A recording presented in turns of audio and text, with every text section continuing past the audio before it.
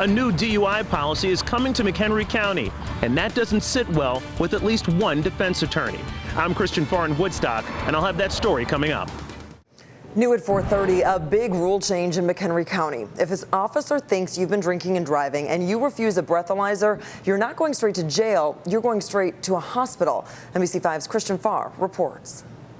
This was just always something that seems like a no-brainer. McHenry County State's Attorney Patrick Keneally has helped institute a new policy he hopes will combat against driving under the influence cases in certain parts of the far northwest suburbs. Blood alcohol concentration is scientific evidence. It's evidence that jurors really value highly. Keneally says police officers will be able to acquire that evidence through a no refusal policy, which allows law enforcement to obtain a warrant for a blood draw when a DUI suspect refuses breathalyzer testing.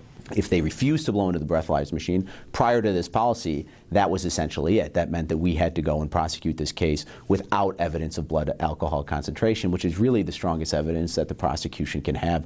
But criminal defense attorney Tom Glasgow, who has litigated more than 4,500 DUI cases, says the policy might put a strain on the judicial system. Are we going to significantly increase the number of people that plead guilty while putting an added financial burden on both the county, the municipality, and the state? The no refusal DUI policy is not county-wide. It only involves certain communities, such as Woodstock and 8 others. This is our first effort, so we wanted to sort of start out with a few police departments before, and it hopefully will be expanded to the remainder of the law enforcement agencies within the county.